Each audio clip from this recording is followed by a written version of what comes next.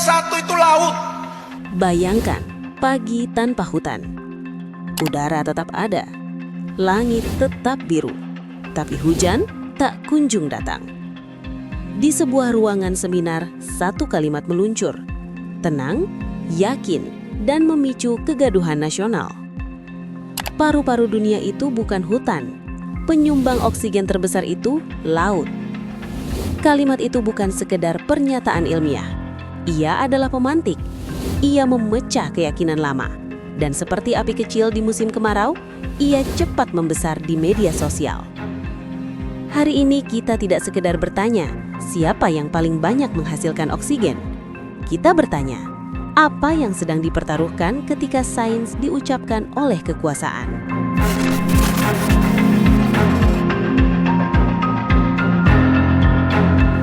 Nama Victor Bungtilu Laiskodat mendadak keluar dari ruang sidang dan masuk ke lini masa. Bukan karena rancangan undang-undang, bukan karena perdebatan anggaran, melainkan karena satu kalimat.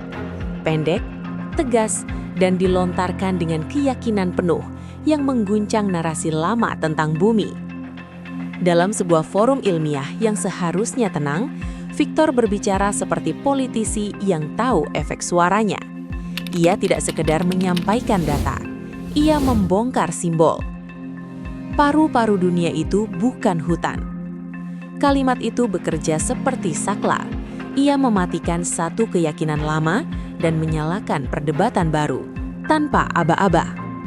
Ruang seminar seketika riuh, bukan karena orang tak paham sains, melainkan karena mereka paham betul apa yang sedang disentuh. Sebuah metafora yang selama puluhan tahun menjadi fondasi kesadaran lingkungan. Victor kemudian menantang audiens untuk memeriksa kebenarannya. Sebuah gestur yang terdengar akademik, namun dalam politik, tantangan semacam ini jarang netral. Publik pun bergerak, bukan dengan jurnal ilmiah di tangan, melainkan dengan potongan video, potongan kalimat, dan algoritma media sosial. Dan seperti biasa, sains yang masuk ke ruang digital segera kehilangan konteksnya. Yang tersisa bukan diskusi, melainkan posisi. Hasilnya, ini bukan soal benar atau salah. Ini soal siapa yang berhak mendefinisikan makna dan untuk kepentingan apa definisi itu digunakan. Di titik inilah satu kalimat berhenti menjadi pernyataan ilmiah dan berubah menjadi panggung politik nasional.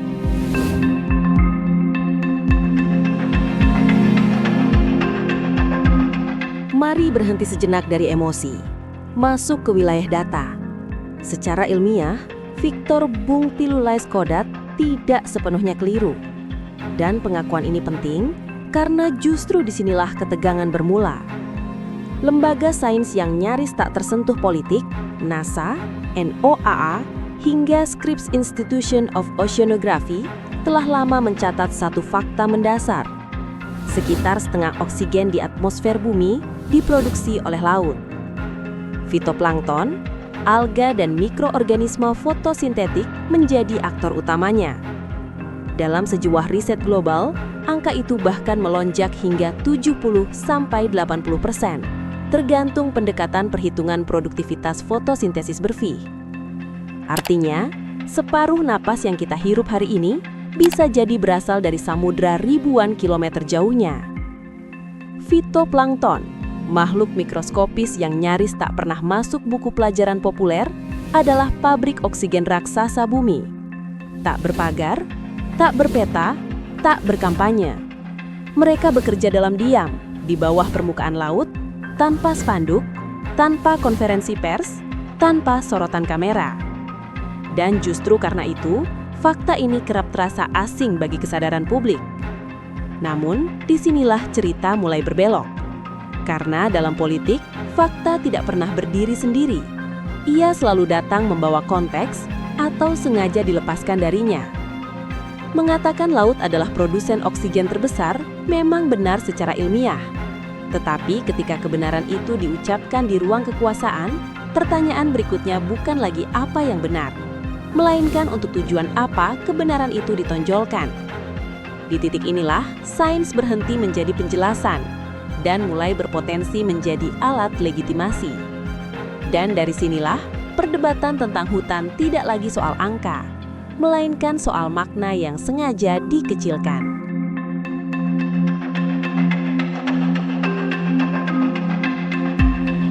Masalahnya bukan pada data, masalahnya pada makna. Hutan tidak pernah hanya soal oksigen. Hutan adalah penyerap karbon, bukan sekadar penghasil udara. Menurut PBB, hutan dunia menyerap sekitar 2 miliar ton karbon dioksida setiap tahun. Studi Nature Climate Change menunjukkan bahwa dalam 2 dekade terakhir, hutan menyerap karbon 2 kali lebih banyak daripada yang dilepaskannya. Dan disinilah metafora paru-paru dunia bekerja.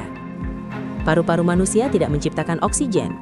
Ia mengatur pertukaran, mengambil yang beracun, melepaskan yang menyelamatkan. Hutan melakukan hal yang sama dalam skala planet.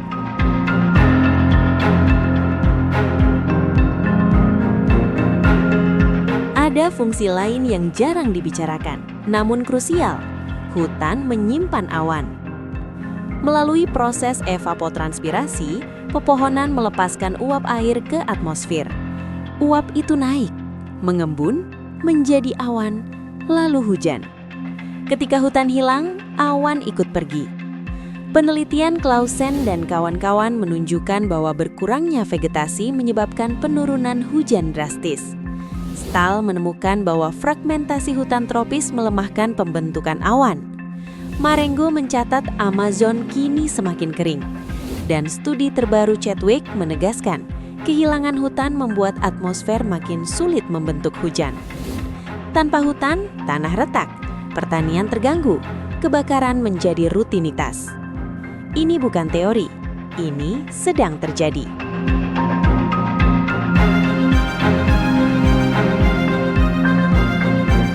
Di titik inilah nada publik berubah, dari debat menjadi kecurigaan. Kritik tidak mengeras karena Victor berbicara tentang laut. Itu bukan masalahnya. Sains telah lama mencatat peran samudra. Yang memicu kegelisahan adalah cara hutan ditempatkan. Bukan sebagai fondasi, melainkan sebagai urutan. Nomor 3, seolah bisa dinegosiasikan. Seolah ada yang bisa dikorbankan. Seorang analis politik lingkungan di Jakarta merumuskannya dengan dingin. Masalahnya bukan pada data, tapi pada framing. Ketika politisi berkata hutan bukan paru-paru dunia, pesan yang ditangkap publik awam sangat sederhana. Hutan bukan lagi prioritas. Dan dalam politik, kesederhanaan pesan justru yang paling berbahaya. Karena publik tidak mencerna jurnal ilmiah, publik mencerna narasi. Disinilah sains, ketika dipotong dari konteksnya, berubah fungsi. Bukan lagi alat memahami dunia, melainkan alat pembenaran. Pembenaran untuk apa? Untuk membuka ruang tawar, untuk melunakkan resistensi, untuk mengatakan bahwa hilangnya satu hamparan hutan tidak lagi tampak sebagai krisis, melainkan sekadar penyesuaian. Dalam logika ini, hutan tidak dihancurkan, ia dirasionalisasi. Dan seperti banyak episode sebelumnya dalam sejarah kebijakan sumber daya alam, narasi semacam ini bisa dengan mudah dijahit ulang menjadi dalih bagi tambang, perkebunan, atau proyek-proyek raksasa yang selalu datang membawa janji pembangunan. Ini bukan anti-sains. Justru ini manipulasi atas sains. Karena dalam politik, apa yang tidak diucapkan tentang awan yang hilang, hujan yang berhenti, dan karbon yang terlepas seringkali jauh lebih menentukan daripada apa yang dengan lantang diumumkan di podium. Dan di titik inilah, perdebatan tentang oksigen berubah menjadi perdebatan tentang kuasa.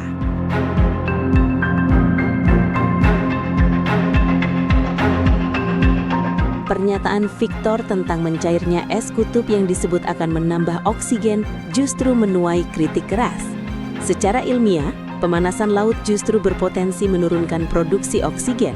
Laut yang lebih hangat mengubah stratifikasi air dan distribusi nutrien, dua hal penting bagi fitoplankton. Artinya, semakin panas bumi, produksi oksigen laut bisa menurun, bukan meningkat. Di titik ini, sains tidak lagi abu-abu, ia tegas.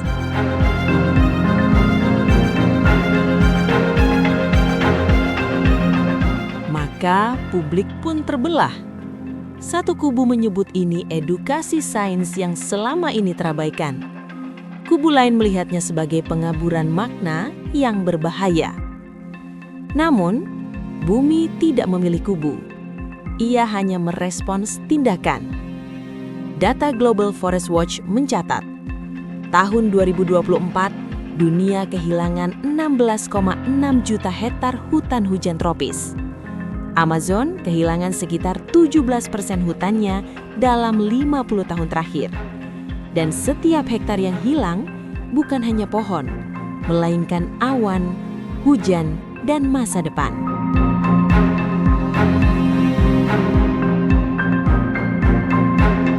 Mungkin sudah waktunya kita berhenti berdebat soal siapa yang paling menghasilkan oksigen. Karena bumi tidak bernapas dengan satu organ.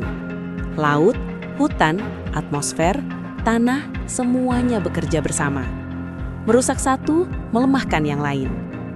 Hutan disebut paru-paru dunia bukan karena ia paling hebat, tetapi karena tanpanya, napas bumi menjadi pendek. Dan ketika sains masuk ke panggung politik, tanggung jawabnya bukan hanya akurasi, tetapi juga kejujuran niat. Karena pada akhirnya, yang kita pertaruhkan bukan metafora, melainkan kehidupan itu sendiri.